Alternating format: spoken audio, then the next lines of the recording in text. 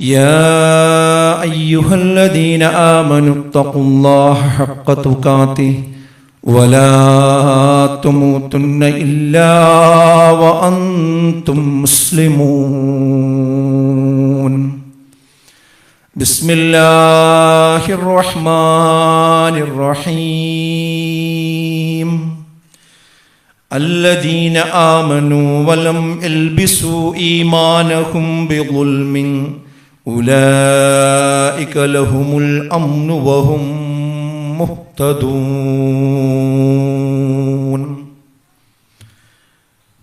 ബഹുമാന്യരായ സത്യവിശ്വാസികളെ, വിശ്വാസിനികളെ, അള്ളാഹുവിനെ സൂക്ഷിച്ചുകൊണ്ട് അവൻ്റെ വിധിവിലക്കുകൾ ജീവിതത്തിൻ്റെ എല്ലാ മേഖലയിലും എല്ലാ സന്ദർഭത്തിലും പാലിച്ചുകൊണ്ട് ജീവിക്കണമെന്ന് ഏവരെയും ഓർമ്മപ്പെടുത്തുകയാണ്, വസിയത്ത് ചെയ്യുകയാണ്.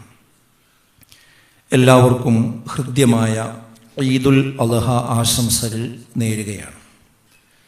സഹജീവികളെ ചേർത്ത് പിടിക്കുന്നുവെന്നതാണ് ഇസ്ലാമിലെ രണ്ട് ആഘോഷങ്ങളുടെയും കാതൽ എന്ന് പറയുന്നത്. കഴിഞ്ഞ ബുധനാഴ്ച മുതൽ നമ്മുടെ മലയാള മാധ്യമങ്ങളിൽ നിറഞ്ഞു നിൽക്കുന്ന വാർത്താ വിശകലനങ്ങൾ നമ്മളെ ഓരോരുത്തരെയും പിടിച്ചുലക്കുന്നതാണ്. കുവൈത്തിലുണ്ടായ തീപിടുത്തത്തിൽ മരണപ്പെട്ടവരുടെ കഥനകഥകളാണ് തുടർച്ചയായി പത്രങ്ങളിലും TV ചാനലുകളിലുമൊക്കെ നാം കണ്ടുകൊണ്ടിരുന്നത്.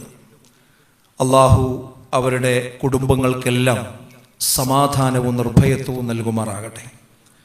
ഇപ്പോഴും പൊള്ളലേറ്റ് ചികിത്സയിൽ കഴിയുന്ന ഒരുപാട് ആളുകളുണ്ട്. അവർക്ക് അല്ലാഹു സമ്പൂർണമായ ശമനം നൽകി അനുഗ്രഹിക്കുമാറാകട്ടെ.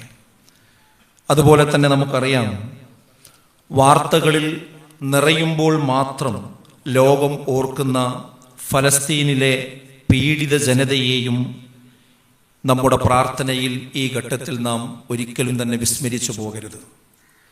വാർത്താ ചാനലുകൾക്ക് കടന്നു ചെല്ലാനാകാത്ത എത്രയോ ഇരുണ്ട ഇടവഴികളിൽ ഈ സമയത്ത് പോലും ക്രൂരമായ ആക്രമണങ്ങൾക്ക് വിധേയരായിക്കൊണ്ടിരിക്കുന്ന എത്രയോ പിഞ്ചോമന പൈതങ്ങൾ ഇന്നും ആ ഫലസ്തീനിലെ ഗസയിലെ റഫയിലെ രണഭൂമിയിലുണ്ട് എന്ന് നമുക്കറിയാം. അള്ളാഹു അവർക്ക് നിർഭയത്വവും സമാധാനവും നൽകി അനുഗ്രഹിക്കുമാറാകട്ടെ. അവരെ ഉന്മൂലനം ചെയ്യുന്ന അക്രമികളെ അള്ളാഹു പരാജയപ്പെടുത്തുമാറാകട്ടെ. നേരത്തെ ഞാൻ സൂചിപ്പിച്ച കുവൈത്തിലെ തീപിടുത്തത്തിൽ മരണപ്പെട്ട ഒരു സഹോദരൻ്റെ അനുഭവം ഈ സന്ദർഭത്തിൽ നാം ഓർക്കുന്നത് വളരെ നല്ലതാണെന്ന് തോന്നുന്നു. പുക ഉയരുന്നത് കണ്ട് ആ സഹോദരൻ ബിൽഡിങ്ങിൽ നിന്നും പുറത്ത് ഇറങ്ങി രക്ഷപ്പെട്ടതാണ്.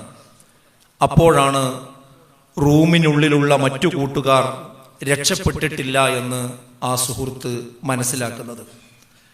അദ്ദേഹം അവരെ രക്ഷപ്പെടുത്തുന്നതിന് വേണ്ടി വീണ്ടും അകത്ത് കയറി കുറേ അധികം ആളുകളെ റൂമുകളിൽ നിന്ന് പുറത്തേക്ക് എത്തിച്ച ശേഷം അദ്ദേഹവും രക്ഷപ്പെടാൻ വേണ്ടി പുറത്തേക്ക് ഓടുന്നതിനിടയിലാണ് പുകയിൽപ്പെട്ടുകൊണ്ട് വഴിയറിയാതെ അവിടുന്ന് തിരിഞ്ഞു പോവുകയും അങ്ങനെ അവസാനം അഗ്നിക്കിരയാക്കപ്പെടുകയും ചെയ്തത്. ഇത് പത്രമാധ്യമങ്ങൾ റിപ്പോർട്ട് ചെയ്തത് നമ്മൾ വായിച്ചതാണ്. ഇവിടെ നാം ചിന്തിക്കേണ്ട സുപ്രധാനമായ ഒരു കാര്യമുണ്ട്.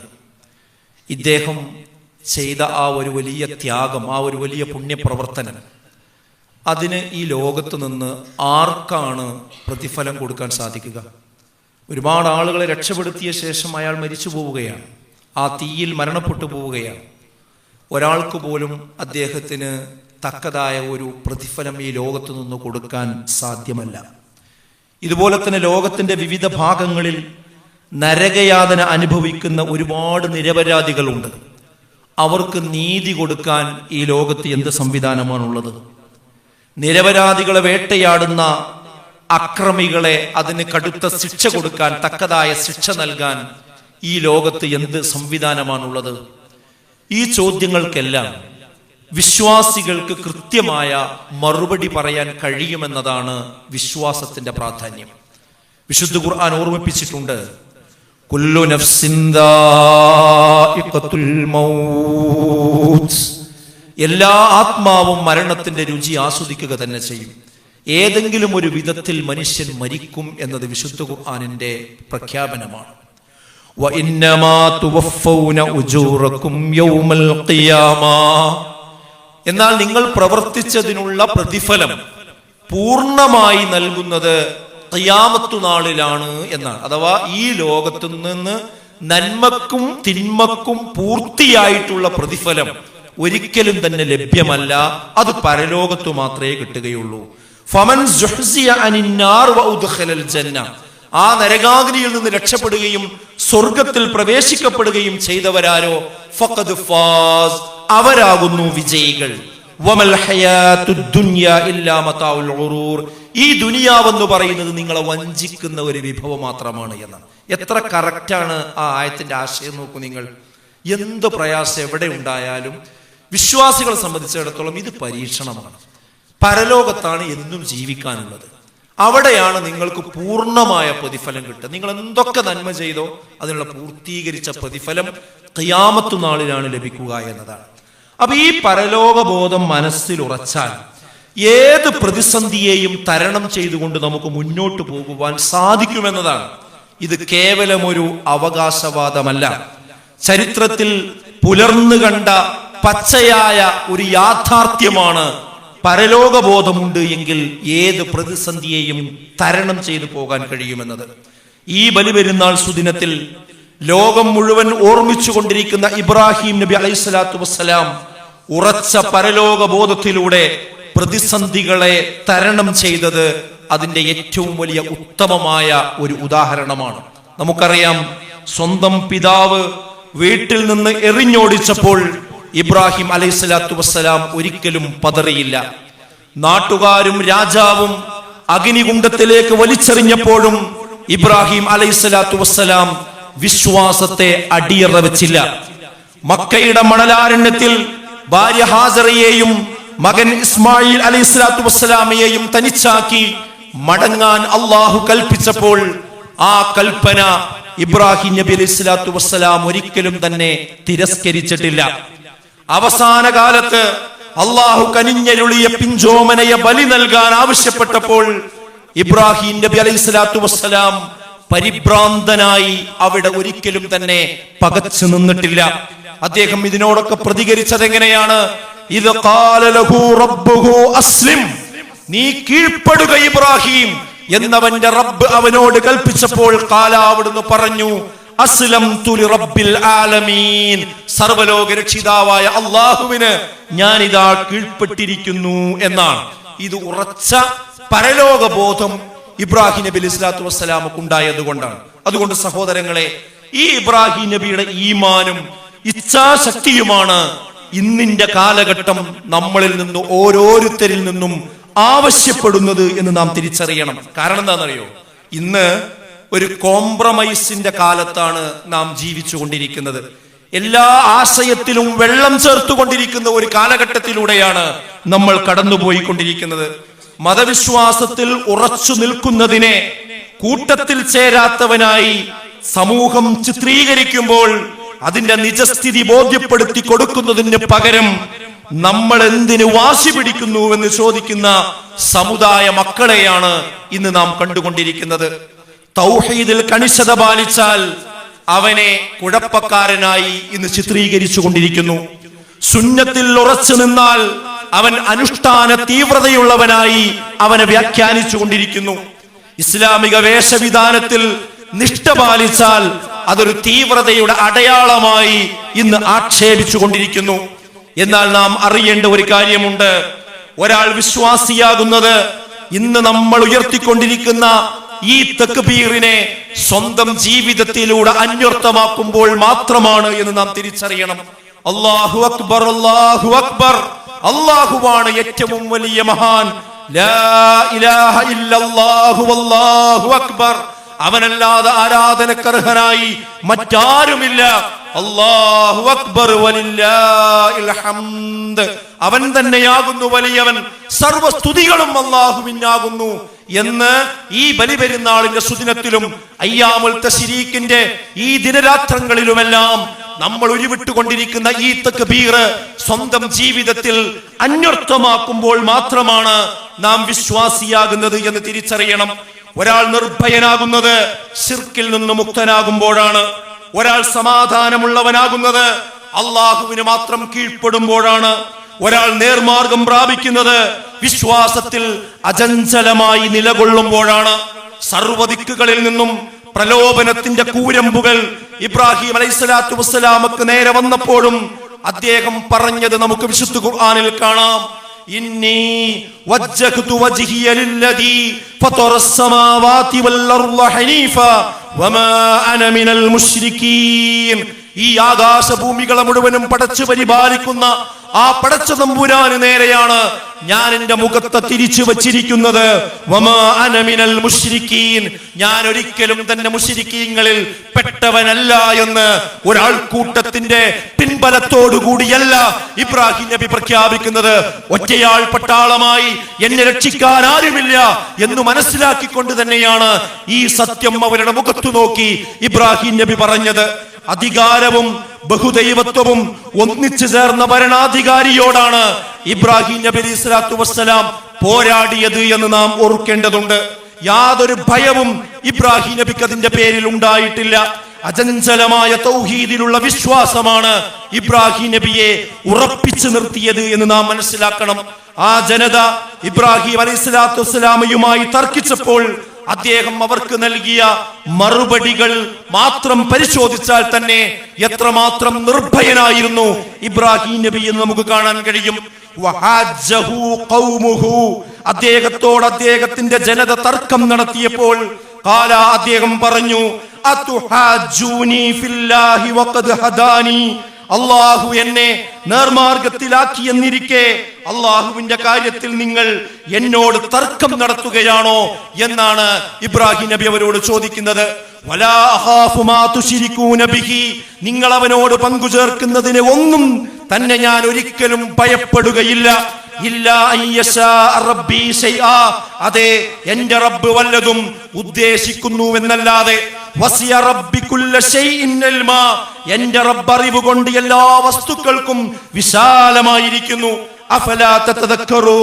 എന്നാൽ നിങ്ങൾ ഉറ്റാലോചിക്കുന്നില്ലേ എന്നാണ് അദ്ദേഹം ചോദിക്കുന്നത്.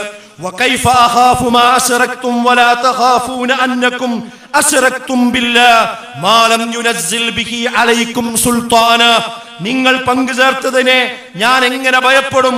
നിങ്ങൾക്ക് അല്ലാഹു യാതൊരു തെളിവും ഇറക്കി തന്നിട്ടില്ലാത്തതിനെ നിങ്ങൾ അവനോട് പങ്കുചേർക്കുന്നതിനെ കുറിച്ച് നിങ്ങൾ ഭയപ്പെടുന്നുമില്ല. പിന്നെ ഞാൻ നിങ്ങളെ എന്തിനു ഭയപ്പെടണം?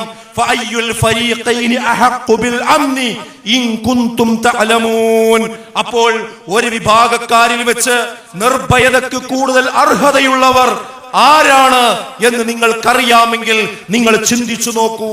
എന്നിട്ട് പറയുന്നു, അല്ലദീന ആമനു വലം യൽബിസു ഈമാനഹും ബിളുൽമിൻ, വിശ്വസിക്കുകയും ആ വിശ്വാസത്തിൽ ദുൽമ കലർത്താതിരിക്കുകയും അഥവാ ശിർക്ക് കലർത്താതിരിക്കുകയും ചെയ്തവരാരോ ഉലൈക ലഹുമുൽ അംനു വഹും മുഹ്തദൂൻ, അവരാകുന്നു നിർഭയത്വമുള്ളവർ, അവരാകുന്നു നിർമാർഗം പ്രാപിച്ചവർ എന്നാണ് വിശുദ്ധ ഖുർആൻ ഓർമ്മപ്പെടുത്തുന്നത്. സഹോദരങ്ങളെ, ഇതിൽ നിന്ന് എന്തു മനസ്സിലാക്കണം? നമ്മൾ എത്രമാത്രം ഭയചകിതരാണെങ്കിലും പ്രയാസമുള്ളവരാണെങ്കിലും യഥാർത്ഥ തൗഹീദിൽ അടിയുറച്ച് നമ്മൾ ജീവിക്കാൻ തയ്യാറാകുന്നുവെങ്കിൽ ലോകം മുഴുവൻ നമുക്കെതിരായാലും ഭരണാധികാരികളെതിരായാലും അവിടെ നിർഭയത്വത്തോടുകൂടി ഉച്ചൈസ്തരം ഉറക്കെ പ്രഖ്യാപിച്ചുകൊണ്ട് ഈ വിശ്വാസം നെഞ്ചിലേറ്റിക്കൊണ്ട് മുന്നോട്ട് പോകുവാൻ ഏത് കാലഘട്ടത്തിലും വിശ്വാസികൾക്ക് സാധിക്കുമെന്നാണ് ഇബ്രാഹിം നബി അലൈഹി സ്വലാത്തു വസ്സലാം ഇവിടെ ഓർമ്മപ്പെടുത്തുന്നത്. ഇന്ന് നമുക്കറിയാം, മുസ്ലിം സമുദായത്തെ പലരും ഇന്ന് മത്സരിച്ച് അപരവൽക്കരിച്ചു കൊണ്ടിരിക്കുന്ന കാഴ്ചയാണ് നമ്മൾ കണ്ടുകൊണ്ടിരിക്കുന്നത്. നാടിറങ്ങിയ വന്യജീവികളെ ഭയക്കുന്നത് പോലെ ഭയക്കേണ്ടവരാണ് മുസ്ലിമീങ്ങൾ എന്ന ഒരു പ്രതീതി ഉത്തരവാദപ്പെട്ട രാജ്യം ഭരിക്കുന്ന ആളുകളിൽ നിന്ന് പോലും നമ്മൾ ആവർത്തിച്ച് കേട്ടുകൊണ്ടിരിക്കുകയാണ്. എന്തൊക്കെയാണ് പറയുന്നത്? മുസ്ലിമീങ്ങൾ എന്ന് പറഞ്ഞാൽ അവർ പെറ്റുകൂട്ടുന്നവരാണ്, രാജ്യത്തിന്റെ വിഭവങ്ങൾ കൊള്ളയടിക്കുന്നവരാണ്, അവർ മറ്റു സമുദായത്തിന്റെ അവകാശങ്ങൾ തട്ടിയെടുക്കുന്നവരാണ്. അതാ അവര് മന്ത്രിയാകുന്നു, അവര് മുഖ്യമന്ത്രിയാകാൻ പോകുന്നു, അവര് MP ആകാൻ പോകുന്നു. അഥവാ മുസ്ലിമീങ്ങളെന്ന് പറഞ്ഞാൽ കാട്ടിൽ നിന്നിറങ്ങി വന്ന ഏതെങ്കിലും ഒരു കാട്ടാനയെ പോലെ, ഒരു പുള്ളിപ്പുലിയെ പോലെ ഈ നാട് മുഴുവൻ ഭയവിഹ്വലരാക്കി എല്ലാവരുടെ സ്വൈരം കെടുത്തുന്ന ഒരു വർഗമാണെന്ന് തോന്നിപ്പിക്കുന്ന രീതിയിൽ ഉത്തരവാദപ്പെട്ടവർ ഈ സമുദായത്തെ ഇന്ന് അപരവൽക്കരിച്ചു കൊണ്ടിരിക്കുകയാണ്. അവരെന്തോ ഒരു മോശക്കാരാണ് എന്ന് ആവർത്തിച്ച് ചിത്രീകരിച്ചു കൊണ്ടിരിക്കുന്ന ഒരു കാലഘട്ടത്തിലൂടെയാണ് നമ്മൾ മുന്നോട്ട് പോകുന്നത്. ഈ കാലഘട്ടത്തിൽ വിശ്വാസികൾക്ക് ചെയ്യാനുള്ളത് എന്താ? ഈ തൗഹീദിൽ ഉറച്ചു നിൽക്കുക, ആ തൗഹീദിന്റെ ഉറച്ച വക്താക്കളാവുക, അള്ളാഹുവിനോട് മാത്രം പ്രാർത്ഥിക്കുക, അവനോട് മാത്രം സഹായം തേടുക.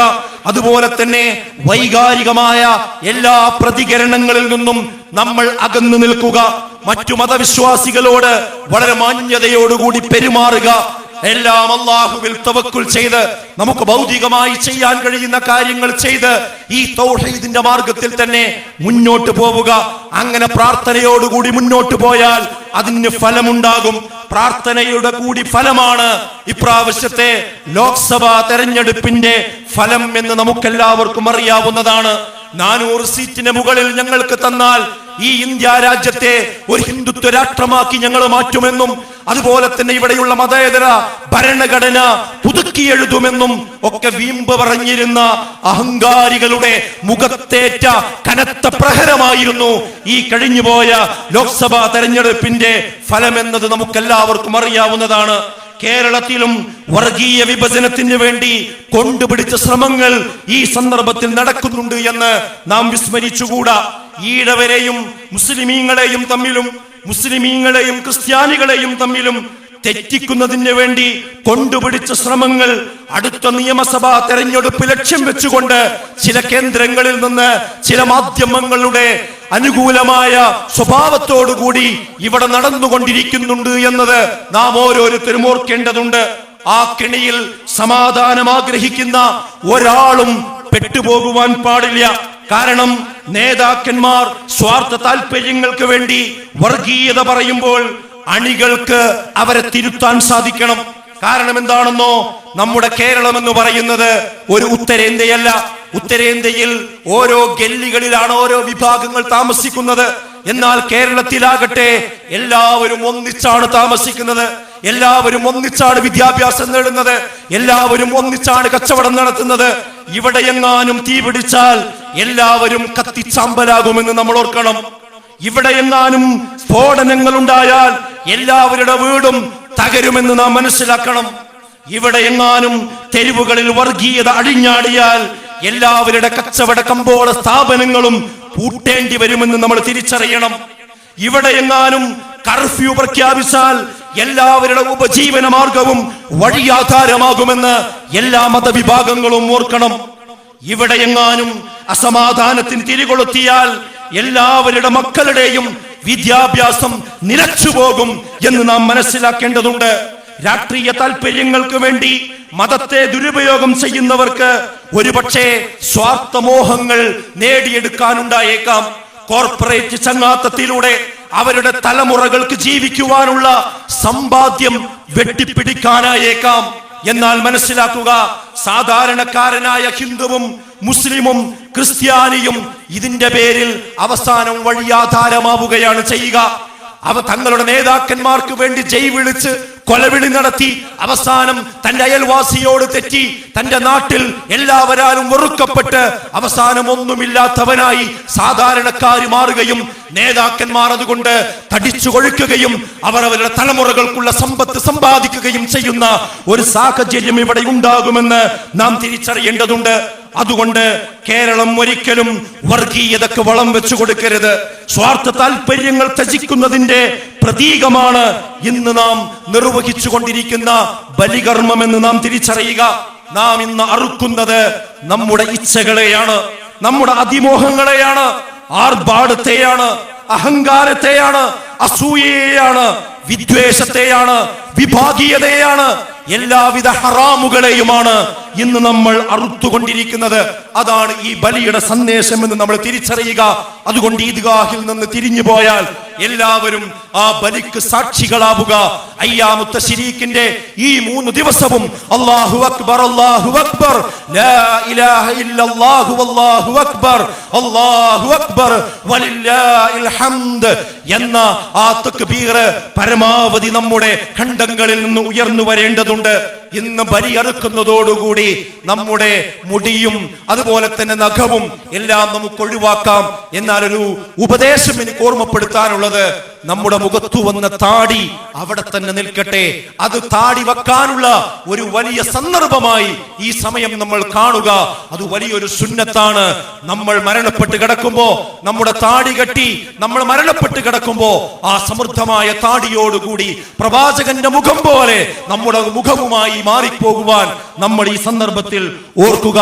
ഈ സന്ദർഭത്തിൽ നമ്മൾ എല്ലാവർക്കും വേണ്ടി പ്രാർത്ഥിക്കണം. പ്രത്യേകിച്ച് ഇതാ ഇന്ന് നമ്മുടെ കുടുംബങ്ങൾ, ബന്ധുമിത്രാദികൾ, നാട്ടുകാർ, സുഹൃത്തുക്കൾ ഹജ്ജിന് വേണ്ടി പുറപ്പെട്ട ആയിരക്കണക്കിന് ആളുകളുണ്ട്.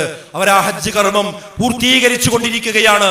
നമുക്കറിയാം അവർ പൂർത്തീകരിച്ചു കഴിഞ്ഞു. അള്ളാഹു അവരിൽ നിന്നത് സ്വീകരിക്കുമാറാകട്ടെ. മഖ്ബൂലും മർബൂറുമായ ഹജ്ജായി അള്ളാഹു അവർക്ക് അത് സ്വീകരിക്കുമാറാകട്ടെ. യാതൊരു പ്രയാസവും ഇല്ലാതെ അവരുടെ വീടുകളിലേക്ക് അവർക്ക് തിരിച്ചു വരാനുള്ള തൗഫീക്ക് അള്ളാഹു പ്രദാനം ചെയ്യുമാറാകട്ടെ. നമ്മുടെ കൂട്ടത്തിൽ രോഗികളായ ഒരുപാട് ആളുകളുണ്ട്. അവർക്കൊക്കെ അള്ളാഹു സമ്പൂർണമായ ശമനം നൽകി അനുഗ്രഹിക്കുമാറാകട്ടെ. ഒരുപാട് ആളുകൾ കഴിഞ്ഞ ദിവസങ്ങളിൽ നമ്മളിൽ നിന്ന് മരണപ്പെട്ടു പോയിട്ടുണ്ട്. അവരുടെയൊക്കെ ഖബറിടം അള്ളാഹു വിശാലമാക്കി കൊടുക്കുമാറാകട്ടെ. നമുക്കറിയാം ഇന്ന് പല സ്ഥലത്തും ഈദ്ഗാഹുകളില്ല. എന്തുകൊണ്ട് നമുക്കിവിടെ ഈദ്ഗാഹുകൾ നടത്താൻ സാധിച്ചു? ഈ ഒരു VP ഹാളും അതിന്റെ സൗകര്യങ്ങളും തന്നെയാണ് ഈ സമയത്ത് പോലും നമുക്കിവിടെ ഈദ്ഗാഹ് സംഘടിപ്പിക്കാൻ സാധിച്ചത്. ഇതിനൊരു കാരണക്കാരനുണ്ട്. നമ്മളെപ്പോഴും പറയാറുള്ളത് പോലെ നമ്മുടെ മരണപ്പെട്ടു പോയ കാരാട്ട് കാക്ക അള്ളാഹു അദ്ദേഹത്തിന് മഗ്ഫിറത്ത് നൽകി അനുഗ്രഹിക്കുമാറാകട്ടെ. ഈ ഒരു സ്ഥാപനം നമുക്ക് അനുവദിച്ച ഇതിന്റെ ഉടമസ്ഥനായിരുന്ന തിർമിദി സാഹിബ്, അതുപോലെ തന്നെ ഒരു ആക്സിഡന്റിൽ അദ്ദേഹത്തിന്റെ മകൻ മരണപ്പെട്ടത് നിങ്ങൾക്ക് ഓർമ്മയുണ്ടാകും. അതുപോലെ തന്നെ ഇന്ന് ആ ആളുകളുടെയൊക്കെ ഖബറിടം അല്ലാഹു വിശാലമാക്കി കൊടുക്കുമാറാകട്ടെ. ഇതിനുള്ള ഒരു സൗഭാഗ്യം, ഇതിന്റെ ഒരു പ്രതിഫലം അല്ലാഹു അവരുടെ ഖബറുകളിലേക്ക് എത്തിക്കുമാറാകട്ടെ. ഇപ്പോൾ ഈ സ്ഥാപനം നടത്തിക്കൊണ്ടിരിക്കുന്ന അവരുടെ ഭാര്യ, മക്കൾ, മറ്റു കുടുംബങ്ങൾ, അവർക്കൊക്കെ ജീവിതത്തിൽ ഖൈറും ബറക്കത്തും നൽകി അല്ലാഹു അനുഗ്രഹിക്കുമാറാകട്ടെ. അതുപോലെ തന്നെ ഈ ഈദ്ഗാഹിൽ വന്നുകൊണ്ടിരിക്കുന്ന ഒരുപാട് ആളുകൾ ഇന്ന് നമ്മളോടൊപ്പമില്ല. എല്ലാവരുടെയും പേര് ഞാൻ സൂചിപ്പിക്കുന്നില്ല. നമ്മുടെ ടൈലർ മുഹമ്മദ് അലി സാഹിബ് എല്ലാവർക്കും ഓർമ്മയുള്ള വ്യക്തിയാണ്. അള്ളാഹു അദ്ദേഹത്തിന് ജന്നാത്തുൽ ഫിർദൗസ് നൽകി അനുഗ്രഹിക്കുമാറാകട്ടെ. നമ്മുടെ ജീവിതത്തിൽ വന്നുപോയ ചെറുതും വലുതുമായ എല്ലാ പാപങ്ങളും അള്ളാഹു വിട്ടുപുറത്തു മാപ്പാക്കി തരുമാറാകട്ടെ. ഈ പെരുന്നാളിന്റെ സമയത്ത് പോലും ആശുപത്രി വരാന്തകളിൽ പ്രയാസത്തിന് മേൽ പ്രയാസം അനുഭവിക്കുന്ന ഒരുപാട് രോഗികളുണ്ട്. അവരോടൊപ്പം കൂട്ടിനിരിക്കുന്ന ആളുകളുണ്ട്. അവർക്കൊക്കെ അള്ളാഹു ആശ്വാസവും സമാധാനവും നൽകി അനുഗ്രഹിക്കുമാറാകട്ടെ. ലോകത്തിന്റെ വിവിധ ഭാഗങ്ങളിൽ ഫലസ്തീനിലും ഗസയിലുമെല്ലാം പ്രയാസം അനുഭവിച്ചു കൊണ്ടിരിക്കുന്ന ആ ജനതക്ക് അള്ളാഹു നിർഭയത്വം നൽകി അനുഗ്രഹിക്കുമാറാകട്ടെ. നമ്മളെയും അവരെയും എല്ലാവരെയും അള്ളാഹു ജന്നാത്തുൽ ഫിർദൗസിൽ ഒരുമിപ്പിച്ച് ചേർക്കുമാറാകട്ടെ. അല്ലാഹുമ്മ ഗ്ഫിർ ലിൽ മുഅ്മിനീന വൽ മുഅ്മിനാത്ത് വൽ മുസ്ലിമീന വൽ മുസ്ലിമാത്ത് അൽ അഹ്യാഇ മിൻഹും വൽ അംവാത് ഇന്നക മുജീബുദ് ദഅവാതി യാ ഖാദിയൽ ഹാജാത്ത്. ربنا اصرف عنا عذاب جهنم إن عذابها كان غراما. ربنا هب لنا من أزواجنا وذرياتنا قرة أعين واجعلنا للمتقين إماما. اللهم أجرنا من النار. اللهم أجرنا من النار. اللهم أعز الإسلام والمسلمين وأذل الشرك والمشركين. ربنا تقبل منا إنك أنت السميع العليم وتب علينا إنك أنت التواب الرحيم. ربنا آتنا في الدنيا حسنة وفي الآخرة حسنة وقنا عذاب النار. آمين يا أرحم الراحمين.